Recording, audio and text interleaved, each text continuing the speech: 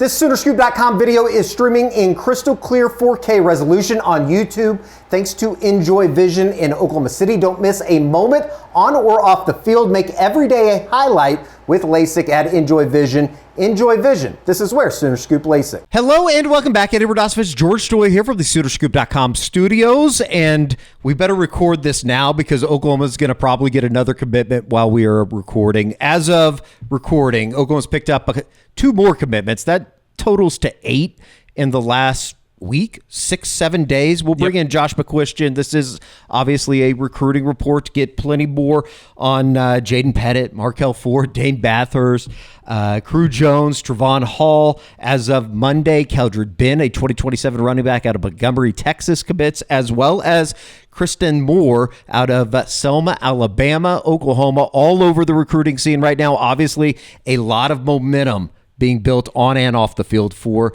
Brent Venables, Jim Nagy, and company. The vibes are high. The vibes are strong. I'm excited to talk to Brent Venables and Jim Nagy later this week to kind of break down this class, but also just kind of the good vibes in Norman in the program right now. So they're winning on the field. We talked about it all year. Hey, if they can win on the field, they could probably pick up some big-time momentum in the recruiting field, and obviously they've been able to do that. No doubt about it. We will welcome in Josh McCuistion, but before we do that, let us tell you about our good friends over at Game Time, gametime.co. That's all you got to do, and what they're doing over there right now, you got to start planning. You got to start thinking. Summer 2026, World Cup, USMNT, they're going to win the whole thing, I'm told. I'm not a soccer guy, but I'm told they're going to win the World Cup. We'll bring Josh in to get his thoughts here shortly. This is the year, but if you're going to get tickets to the World Cup, you got to go to Game Time. If you're going to get tickets to the college football playoff, if Oklahoma hosts a home playoff game, that's where you get your tickets. No doubt about it. All you got to do is go download the Game Time app, create an account, and use code ON3 for $20 off your first purchase.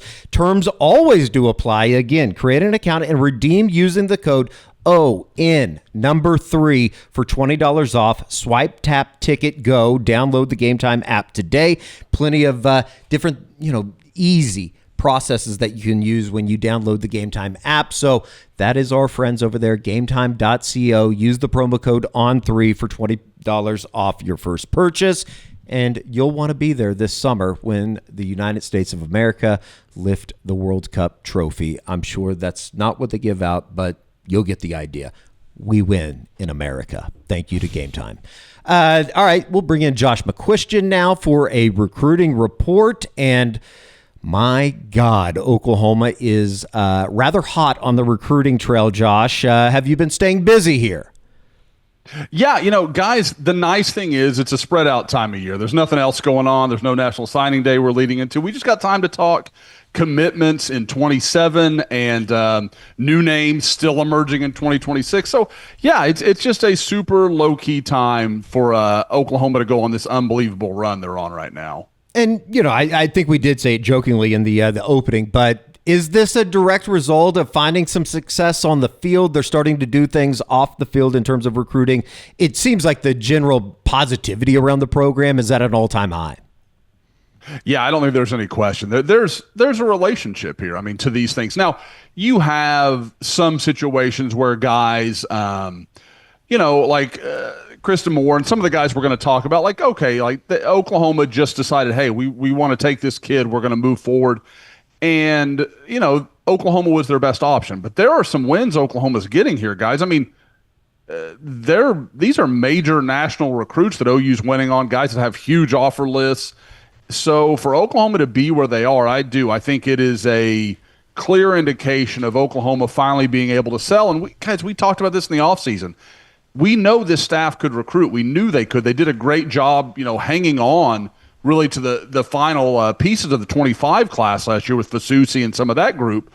And if they just had something on the field they could sell, they had a chance to take off. And I think that's what you're starting to see in 27, where it's so funny, guys. And I know we need to get into other stuff, so I won't keep this too much longer. But if you look at the 27 rankings, Oklahoma's number 2 in the country, and you kind of look at it like, how's that possible? It's so early, the on-3 calculation is only taking 2 players from each class into account. That's the national average of how many kids are committed right now to these 27 classes. So it's not even doing the math on now the other 8 players in the class. And I've got a feeling if it did, Oklahoma's lead would get pretty sizable pretty fast. We'll just kind of go in order, and we'll start with today's announcements. 2027, speaking of the current number 2 class of the country, they add a running back. Keldrid Ben, a 5'10", 210-pound running back out of a little bit in your neck of the woods, Montgomery, Texas, just over 1,500 yards this past season, 15 touchdowns on 152 carries. What can you tell us about Keldrid Ben, a name that relatively unknown, maybe under the radar for Oklahoma, joining the class on Monday? Yeah, shout out to our guy Cooper Abercrombie, man. If you're going to go watch this kid play next year, stop and get a little Bar A barbecue while you're in Montgomery. I'm signed up for that one already, Josh. But yeah, so watching his tape, and again, I certainly love to pat myself on the back when I'm like, yeah, I saw this coming. I'm not going to claim I knew a lot about this kid. I knew his name, and I didn't know a lot else. So when you watch him on tape, though, this is a really a guy that has a lot of physicality to his game. I brought this up with you guys before, something I've heard Jim Nagy talk a lot about when he evaluates running backs. He talks about contact balance a lot, and guys who can take a hit, can keep moving, kind of move through the pile, kind of like what we see from Xavier Robinson, one of the things that I think is one of Xavier's real strengths. So it doesn't shock me seeing this guy. He's got a low center of gravity. He's listed at 5'10", 210, so just a compact little wrecking ball and very physical. But at the same time, you watch him get in space, he has some speed. He can get out there and, kind of make some plays. But what I like most about this, guys, is how well he marries with Jackson Stokes. Like, Jackson Stokes is a big play, kind of all-purpose back type of guy, a lot of speed. And Keldrid Ben, he is going to be a little bit better as far as running between the tackles. He's going to run through defenders, that kind of stuff. So Keldrid Ben, I will get it right. I'm going to want to say Keldrick over and over again, but we will get that right as time goes on. Josh, how much of this was a credit to the front office staff finding a guy that maybe not a lot of people know about? Because I don't even think he was in the On3 Rivals system. So for them to go out and find a guy that has been this productive, I mean, how much of a credit is that to the front office? I've got to guess a little bit, George, but my guess is that's exactly who this comes down to, because this is a kid that before Oklahoma offered him, I think a week ago today, if I'm remembering it correctly, he had UTSA and McNeese State. Those were his 2 offers. So I think it says a lot about Oklahoma's early evaluation, their ability to have confidence in what they see. Like, this isn't a deal where, let's see who else offers him. Let's see if maybe, we're seeing this wrong, or maybe there's some information we've got wrong. They like what they saw. The kid came in. I think that probably was the sign of, okay, we like what he's about. We've been around his family. I think there was a real I think that was maybe the kind of final test, and we're seeing that more and more. And that's something, guys, OU's taking commitments more quickly than they ever have. But what I do think we're seeing is Oklahoma is starting to get to that point where I remember Brent Venables in his introductory press conference talking about, we want kids to come visit and get to know us and show interest and like that kind of stuff. I think now that they're starting to play good football, they can do these things. I realize this kid's not the perfect example because he wasn't a big-time, high-level recruit, that kind of thing, but they're getting guys on campus and being able to, like, we want to get to know you and know your family and see if you're going to be a fit for what we've built here. So I think that is a really interesting thing to follow. But, yeah, I think I need to do some more research on it. I'm expecting to talk to him sometime after we get done recording this. But my guess is this is a very big hit for the Oklahoma front office staff. That was on Monday afternoon, about 5-10 minutes after Mr. Ben, Keldrid Ben, commits to Oklahoma. You had another commitment, and this goes into 2026. Kristan Moore out of Selma, Alabama.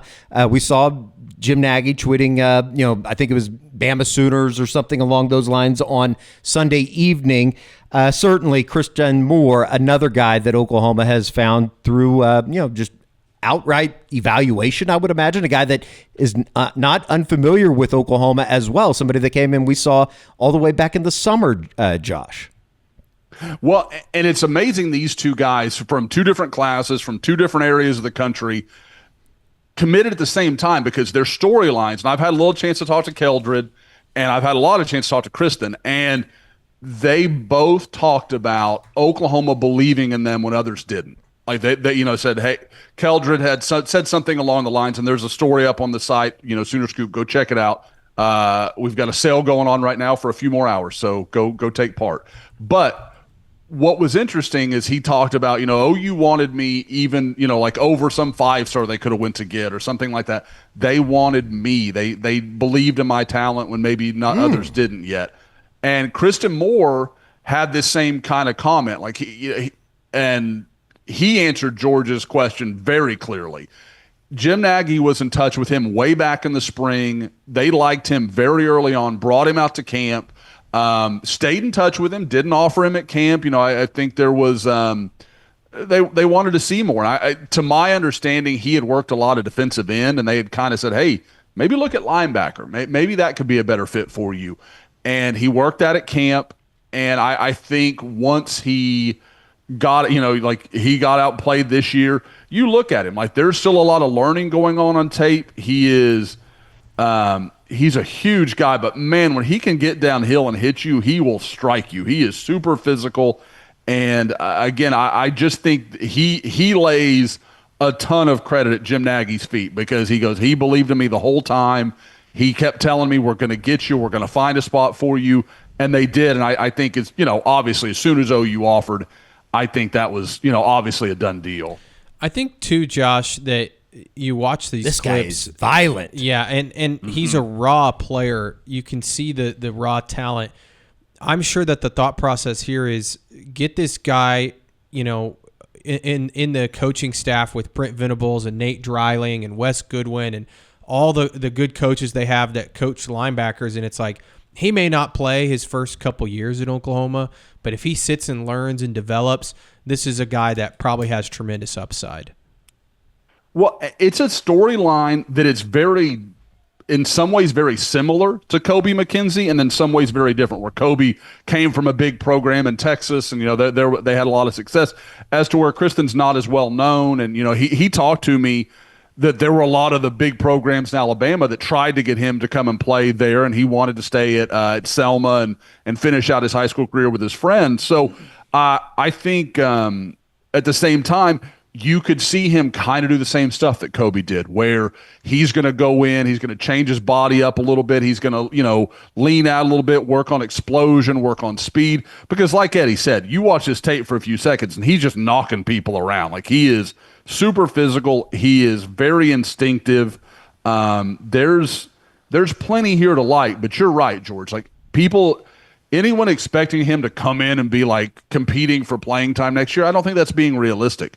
But if he will be patient, and talking to the kid, I think he knows how special the opportunity he's been given here is. Like, I think he knows that this was Oklahoma really did. This isn't like, coaches giving you lip service. Like, Jim Nagy believed in him, like really wanted to make him part of this class, and finally got it over the finish line here at the end. So I think he knows that Oklahoma believes in his talent, but at the same time, he also knows he's going to have to be patient as he kind of grows and develops. Take a quick time out from a loaded recruiting report to tell you about our good friends over at Tushy. Tushy, the everyday luxury bidet that instantly transform your bathroom habits and bottom health for life. You're a testament to that, George. Yeah, I love Tushy. We've had it in our house now for a little over a month, and it's been awesome. Super easy to install, and then once you get it installed, keeps everything clean down there. Installation is simple, as George said. Just takes 10 minutes to complete. Literally anyone can do it. Literally anyone can do it. It's also easy to use. Sit, cleanse, and dry using the built-in air dryer. That's right. Cleaning yourself after using the bathroom is now hands-free. All you got to do is go to hellotushy.com/SoonerScoop. Remember, a-hole is only a dirty word if you wipe. For a limited time, our listeners to get 10% off their first bidet order when you use code SoonerScoop at checkout. That's 10% off your first bidet order at hellotushy.com with the promo code SoonerScoop. Thank you to our good friends over at Tushy. Get you a Tushy for Christmas. How about that? That's exactly what everybody wants. We also want to tell you about our good friends over at Lucy, the 100% pure nicotine, always tobacco-free pouch, Lucy breakers as well, nicotine pouches with an extra surprise, each pouch holding a capsule that can be broken open to release extra flavor and hydration. What you're going to want to do is set yourself up with a subscription today and have Lucy delivered straight to your door. All you got to do is go to lucy.co/SooterScoop. That is lucy.co/SooterScoop. Use the promo code SooterScoop. Pick out your different flavors: wintergreen, mint, mango, espresso. Is that the one that you like, George? Espresso, shout out. I like that. All you got to do, though, is go to lucy.co/SooterScoop. Get 20% off today. Lucy has a 30-day refund policy if you change your mind. And we also must tell you, Lucy products are only for adults of legal age. And every order is age verified. Warning. This product contains nicotine. Nicotine is an addictive chemical. Thank you to our good friends over at Lucy, and plenty more to get into on the other side here on a recruiting report. Those were the two commitments coming out of Monday, December 1st. Let's backtrack a little bit. Jonathan Hatton obviously flips last Monday. We talked about him on last week's recruiting report when all of that news went down, when they were able to flip him back over from Texas A&M. That led into the bevy of commitments that came over the last 6-7 days for Oklahoma. Let's start, Josh, with Jaden Pettit, a longtime guy that Oklahoma had been following, had obviously still been recruiting during his commitment to Wisconsin. He decommits, and rather quickly it flipped with Jaden Pettit committing to Oklahoma less than 24 hours after decommitting from Wisconsin. Yeah, this was one that, guys, we had felt like this was coming for a while. You know, when his trainer had made the comments, publicly about, Wisconsin having a game where their punter was their leading passer and that kind of stuff, it just felt like this was going to eventually happen. And obviously it did. And I can say, I know talking to some, there was kind of a feeling of like, well, what is he going to be? What is he going to do? Guys, you just look at the numbers he put up in his senior season. I don't really care if he becomes a tight end. I don't care if he sticks at wide receiver. The dude is really talented. He's big and he's physical. We talk about these big, tall receivers that we watch OU sign every year. The Ivan Carry-On, some of those kind of guys that are big, long guys, and that's great. Jaden Pettit's like 215, guys. Like, he is a really big guy. So I think you just see a lot there that kind of, and I talk about it all the time, but he gives you a lot of flexibility. You can do a lot of different stuff with him. 69 receptions, 1,544 yards, 23 touchdowns in just 9 games this season. That'll play for Mr. Pettit and his commitment to Oklahoma. Very, very impressive. And I think that, obviously he was a guy that Oklahoma had targeted for a long time. And, we'll get to the decommitment of Brayden Allen here shortly. Certainly will fill the role for Emmett Jones in Oklahoma, Josh.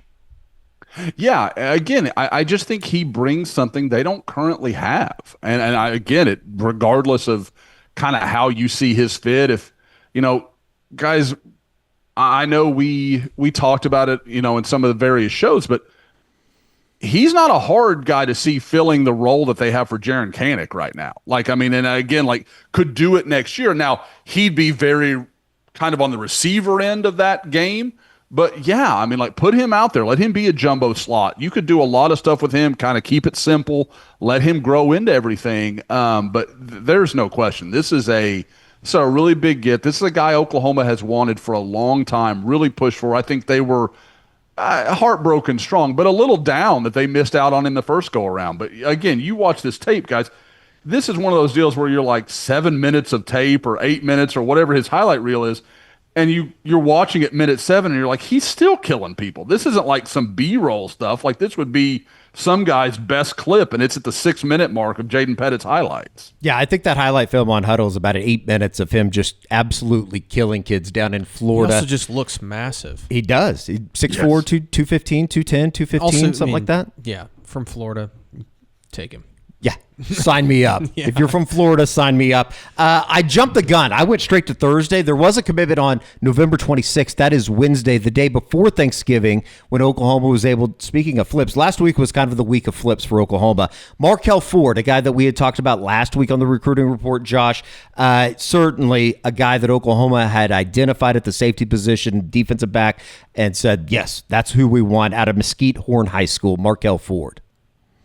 Yeah, again, a guy that I think, Oklahoma took it in stride. I certainly don't want to say it was something they couldn't recover from or anything like that. But Markel Ford is a guy I think they had earmarked as their cheetah in this class pretty early on. Like, is a guy that really flexible. You watch him here on tape. He's got Eddie, I'm sure you noticed as you're cutting up, he has a ton of wide receiver film. Yep. Like, I mean, it really does a little bit of everything. But I think that speaks to kind of his ball skills and how well he plays when the ball's in the air, because he's not just like a big kind of guy out there that doesn't know what he's doing when he gets the ball. He's got some danger to him, but really physical. Is going to come down and hit you if he gets the opportunity. But he shows some ability in coverage. He's still a little rough around the edges in that way, but it's not really about like, oh, he doesn't have the physical tools. It's just he doesn't really, he hasn't been fine tuned yet on some of that stuff. So again, I like Markel Ford. I get that people might look at his ranking and kind of say, I don't know what that means. He's a good fit for what Oklahoma does. He's the kind of guy where, we've talked about it, where was everybody over the moon when OU landed Reggie Powers? No, because he was a kid from Ohio. They didn't know him that well. And, a few years later, you're like, that dude's going to play in the NFL. Because they have an idea of what they want it to look like. And Markel Ford is, I'm not going to say I've got him on Reggie Powers' level, because I loved Reggie coming out of high school, but I definitely think he is a good fit for their scheme and what they want to do. We move to another 2026 commitment. This came on last Friday, November 28th.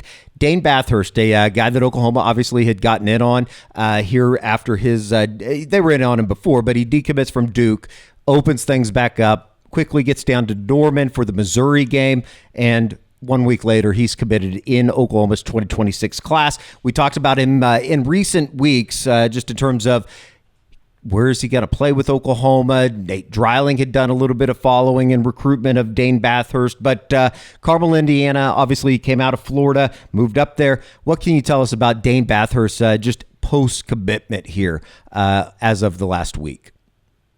Yeah, and I do. I think the plan is he'll start at linebacker. They're going to see where that goes and what that kind of entails for him.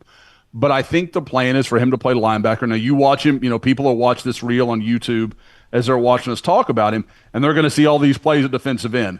It's the same thing, kind of like I talked about with Jaden Pettit earlier. Doesn't work out at linebacker, you've got an easy transition. Go move him to an edge player and let him be that guy, and that's fine. Like, he can do that. So it's one of those things where Oklahoma, I'm sure, feels like they can't lose. Like, okay, we really like this kid. Watch this guy play. Tell me that's not an OU defensive end. He's got a crazy motor. He's real physical. He's got a go-to move in the pass rush game and is a better athlete than he gets credit for.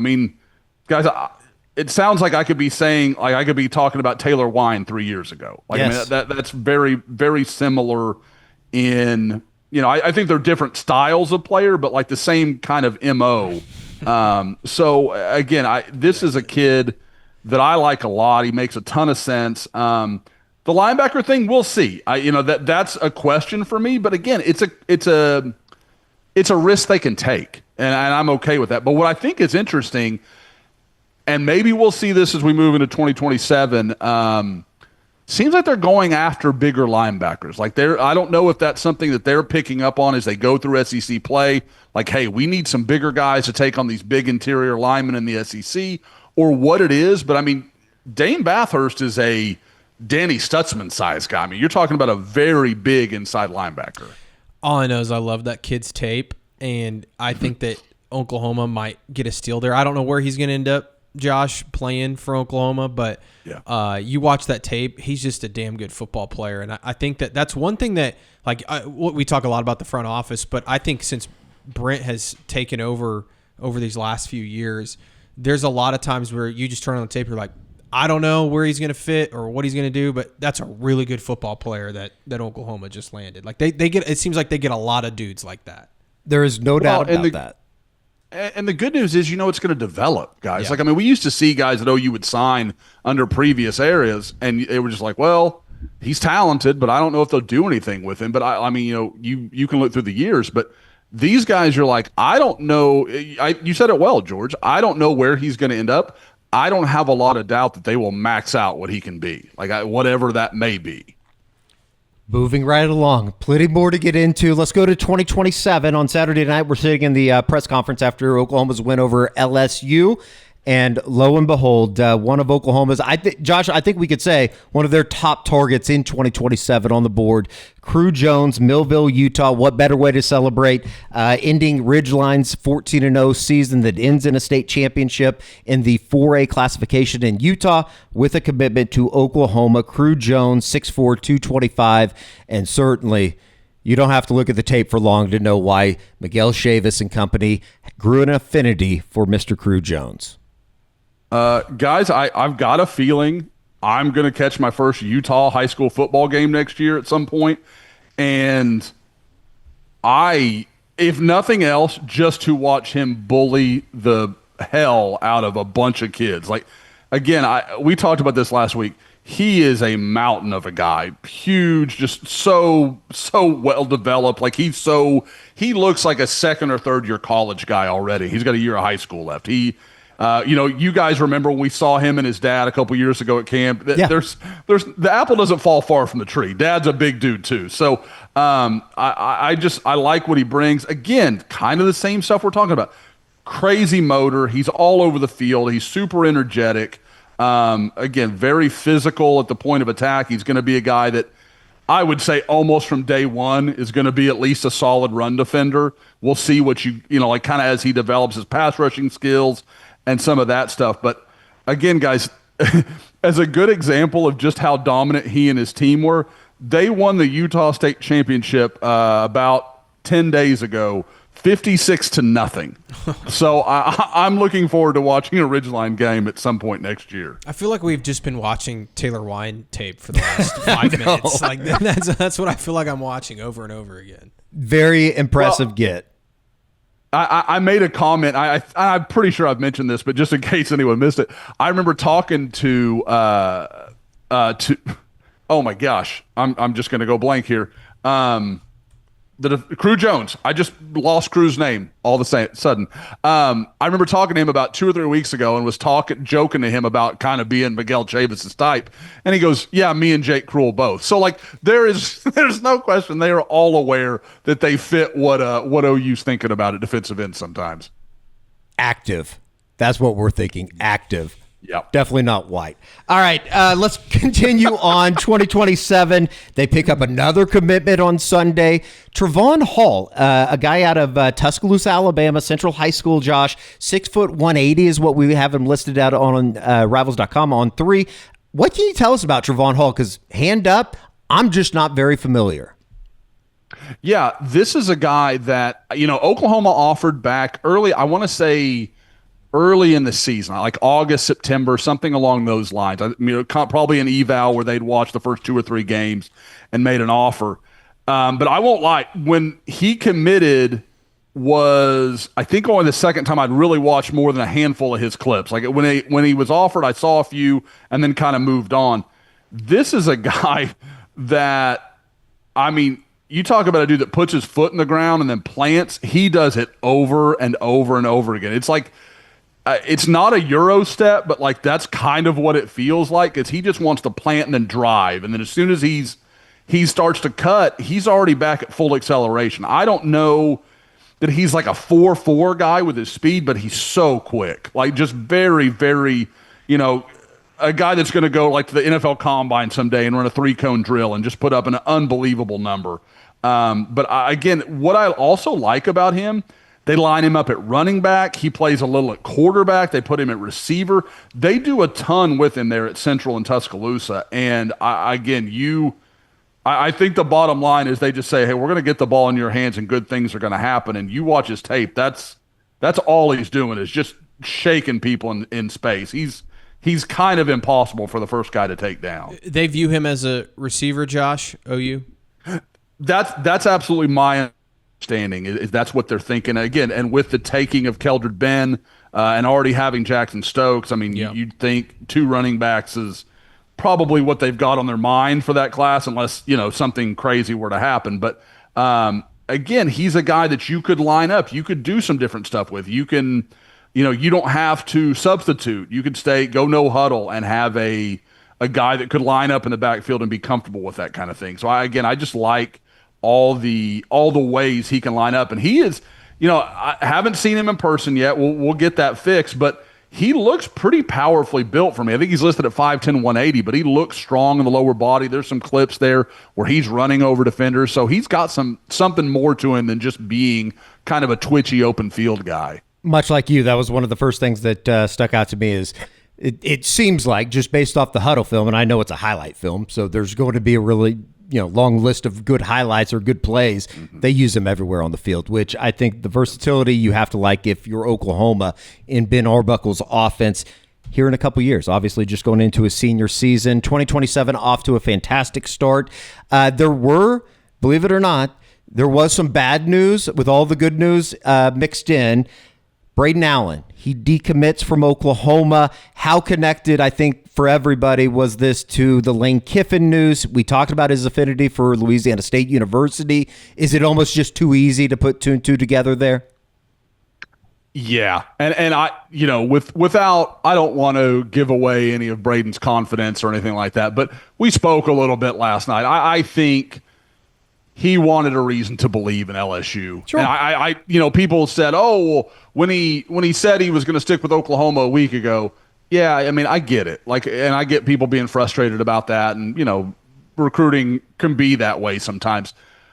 This is a kid that he's from Louisiana. If you're going to recruit in the state of Louisiana, you're going to have to live that sometimes you're just going to take bad beats like this that have nothing to do with OU's work or their effort. They put a ton into this. They really tried to hang on to him, recruited him for a long time. But Lane Kiffin, obviously everybody's excited about that hire, and he's a Louisiana kid. Like they want to go play at LSU, so that you really have to fight the good fight to pull those guys out from time to time. Oklahoma, go ahead. I was going to say, do you think that OU will go somewhere else, try to get another receiver in the class? I wouldn't rule that out. I know we're gonna have another show later in this week for everybody, and we're gonna tease that. And, we'll talk about that in a little bit. But one of the guys that I think we'll have to talk about is probably Davian Gross, the wide receiver from Frisco Lone Star, Ryder Mix's teammate. He's been very open that he wants to stick with Florida and those kind of things. But there's some stuff behind the scenes that makes you wonder if maybe, just maybe, Oklahoma could pull a surprise there.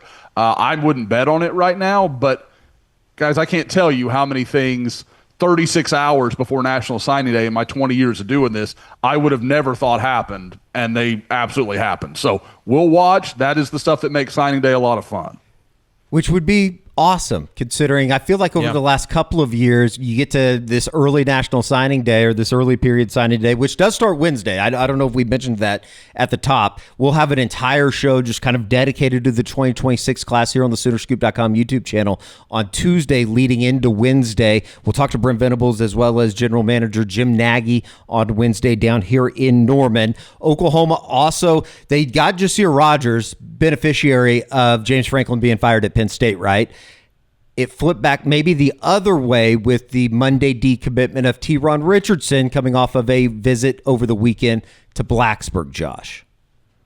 Yeah, I guess, you live by it, you die by it. That's kind of the way that goes. So with Teron Richardson, again, I think there is a part of me that thinks Oklahoma kind of had a feeling this might happen, and I wonder a little bit if that's part of the push they've made for Malik Franklin over the last few weeks. Like I think there might be not to say that they wouldn't have taken both. I think they would have, but kind of hey, if that goes wrong, hey, we'll at least have this to kind of make it look better and have a guy we really like. So I think there is some connection to that. But Teron, again, he visited Virginia Tech back during the I guess that was late in the summer, it was early season game. And, immediately talked to me and said, I'm sad. I'm good with Oklahoma.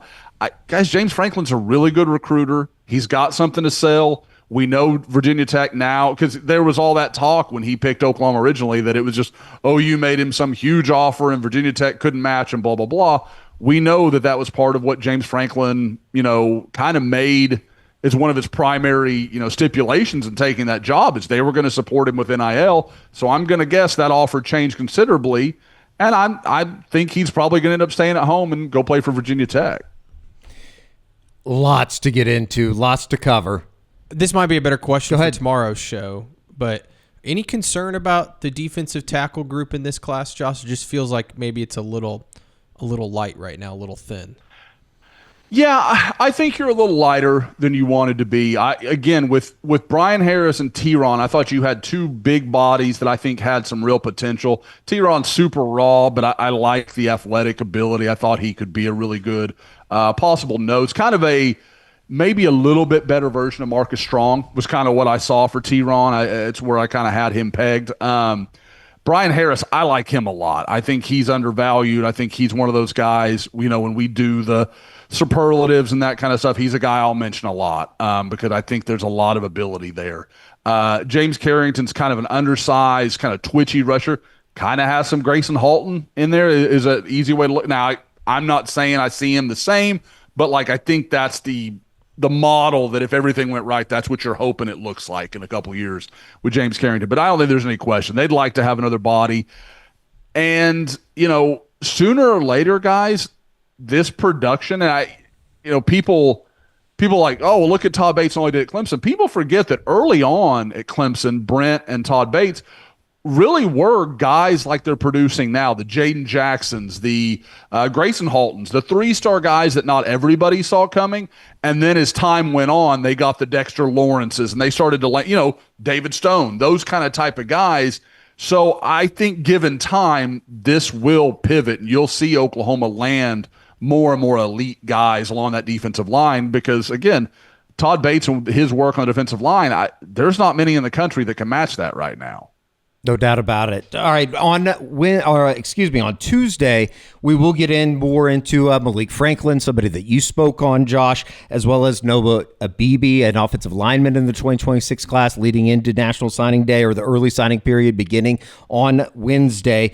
And then we'll also take a look at 2027 linebacker Taven Epps, as well as Elijah Harmon, who has an announcement date coming up on December 7th out of the 2027 class in a national list of suitors, I think is probably the safest way to say it when you throw in Oregon, USC, OU, and a number of other schools. So lots to get into. That was a lot today, getting into the start of a week, which, obviously there's going to be a lot of recruiting talk this week with Oklahoma kind of in a wait-and-see mode to see where they're going to be in the college football playoff rankings, all that kind of stuff coming up next Sunday. We had a Game Day Rewind reviewing everything that happened in the OU-LSU game over the weekend that you can see here on the SoonerScoop.com YouTube channel. It's just the start of a very, very busy week for us, even though there's not a game on the schedule coming up on Saturday.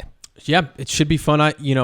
This is the vibes are much higher this signing day than a year ago. So yeah, and I think it's safe to say OU's not done yet in the 26 class. Obviously, 27, it seems like they have some real momentum, but 26 only a couple of days left, and it feels like they still have a few more guys maybe to add to the class. The spots are filling up, Josh. We'll be looking forward to, by Thursday, starting to focus on 28, 29, 30, 31, because it seems like that's how quickly things are accelerating right now for Oklahoma on the recruiting trail. For Josh and George, I'm Eddie. We'll see you back here on the SoonerScoop.com YouTube channel.